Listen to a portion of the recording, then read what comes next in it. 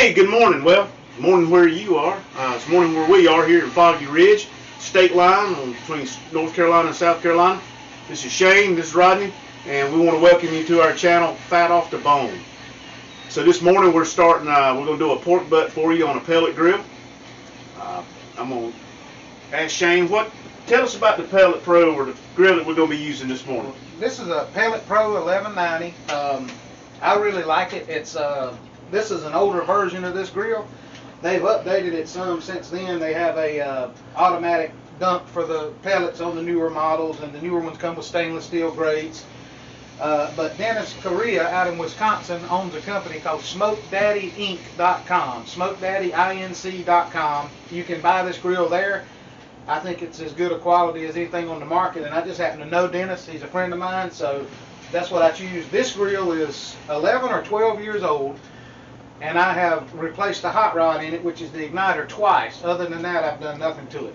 But that's what we're going to use today. It's 1,190 square inches of cooking space if you have both racks in it. And I just like using it because, to be quite honest with you, this channel is about simplicity, and this is one of the simplest things in the world you can cook on. And you don't have to be brand loyal. I mean, they make these things that run from $400 up to $4,000, depending on what you want to spend. But if you've got electricity and pellets, this is a good grill to use. I'm using Pit Boss Competition Blend pellets for this cook today, and you can find them. They're easy to find. Walmart carries them and anywhere else. All right, sounds great.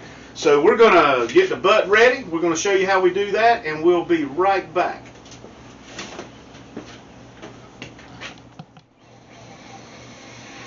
So this is about a 7-pound pork butt. You can pick these up anywhere. I tell people, if you've never cooked anything, low and slow, cook up pork butt first thing, because it's one of the most forgiving things you can cook in any way. It's hard to burn, it's hard to dry out. You cook at the temperature and it's going to be good. So just open it up. Very fancy knife. They're $3. Okay, this is copper knife, so throw them away when they get cold.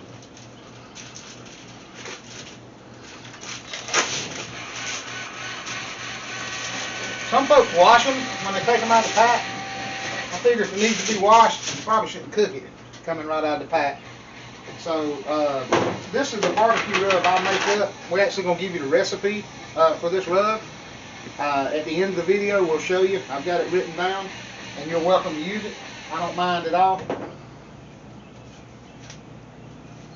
Take these gloves off because this one's falling apart already.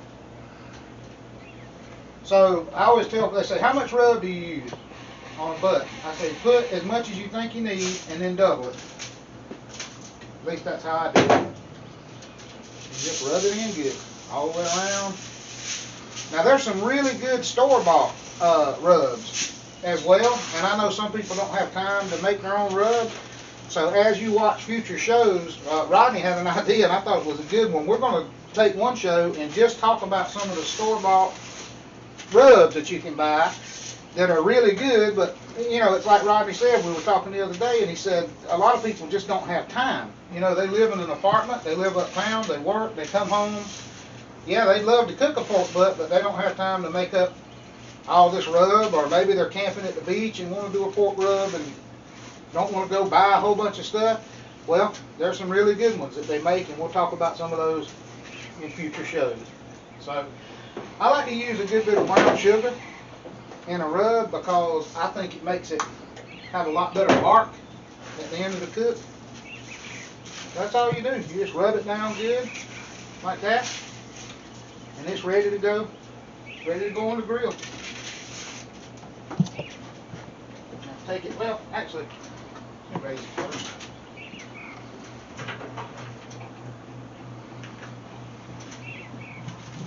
$250 degrees is what I'm cooking this at.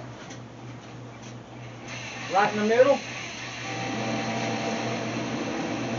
What's the saying, Rodney? If you're looking, you ain't cooking. So when you put it on, leave it alone. Now, we're going to cook a pork butt on a Weber grill. We're going to cook a pork butt on a PK, one of the ceramic grills like a Green Egg. They're all a little bit different.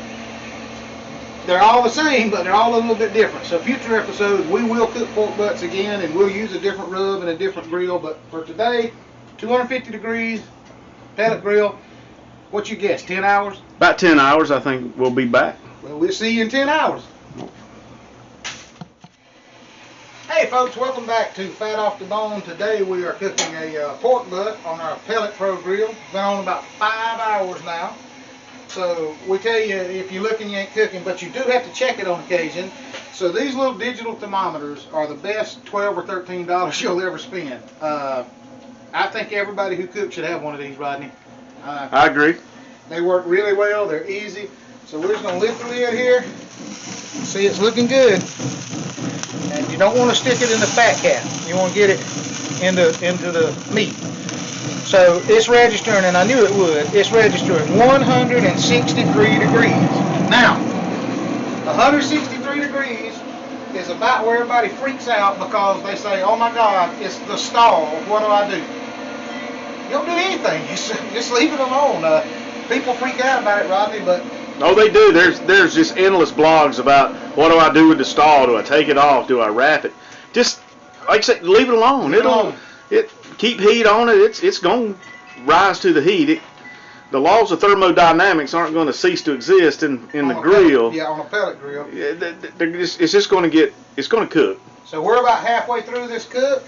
We're at 165 degrees. I'm not going to take it off till it gets to 200. You can take it off a little before that if you're going to chop it or slice it, but for pulled pork, I like 200 or maybe even a little more, but 200 is a good temp.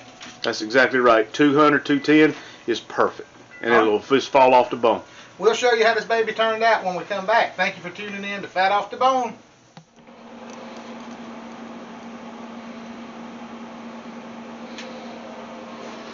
Hey folks, welcome back to Fat Off the Bone, where we've done a pork butt today on the Pellet Pro grill. I always use the temperature probe, but you'll know it's done because when you grab it here with your tongs, the bone should pull out fairly easy from the butt, just like that.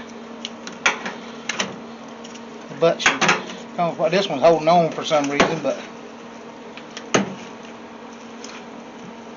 you just take your tongs, do that, and then take the fat cap and kind of push that to the side.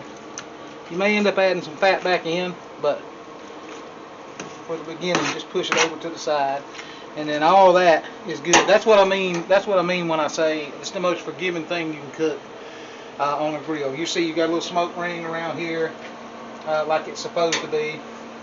Use these claws here to pull it. Now, Rodney, you cook a lot of whole hogs. I cook a lot more butts than I do whole hogs, but you would say for somebody who wasn't accustomed to doing it, somebody who's not used to it, you can't go wrong with a butt. You can't. It's like I say, it's a big piece of meat. It's forgiving. If you get a temperature spike, if you're using your Weber or any other type of grill, you're going to get a temperature spike, and you don't have to worry about precisely on 225 or 250, whatever you're going to cook it on. Now, I will tell you, it is extremely hot. So when you get ready to pull this, the reason I'm breaking it down the way that I am is so it'll cool off faster. Otherwise, I have put these things in a cooler and held temperature for 6-7 hours when they were done. I mean, you wrap them up good, put them in a cooler, throw a towel over them, and they'll hold temperature for a long time. And we pull right as the time people are going to eat. I've heard discussions about letting it set, and if you see steam coming off, you're losing moisture out of the meat. I don't find that to be true as far as losing a lot of moisture. But folks, this we've got a crowd behind us. This pork butt's going to be gone here before too long. So yeah, just use whatever grill you like. We're going to do in future episodes. We're going to do a pork butt on the Weber. We're going to do pork butts on the PK. We're going to do it on the ceramic grill. I keep wanting to say Big Green Egg, and that is one of the brand names, but that one that you have is a Vision. So we'll be cooking butts all kinds of different ways, and hope y'all will watch and enjoy. But anyway, it's been Fat Off the Bone. That's what you're looking for right there. When it's all said and done, a lot of people sauce their meat while it's cooking. I don't. It's not something I have ever done. I like to let people add sauce at the table. If you like a certain sauce and you know everybody likes it, go for it. There's nothing wrong with it, but I just prefer to let people sauce it at the table. So anyway, that's Fat Off the Bone. Hope you enjoyed it. Give it a try, and be sure and subscribe to Fat Off the Bone, and give us some ideas. If there's something you'd like to see us cook, if there's something you never tried and always wanted to, tell us. We're not afraid to try anything, Rodney. That's correct, sir.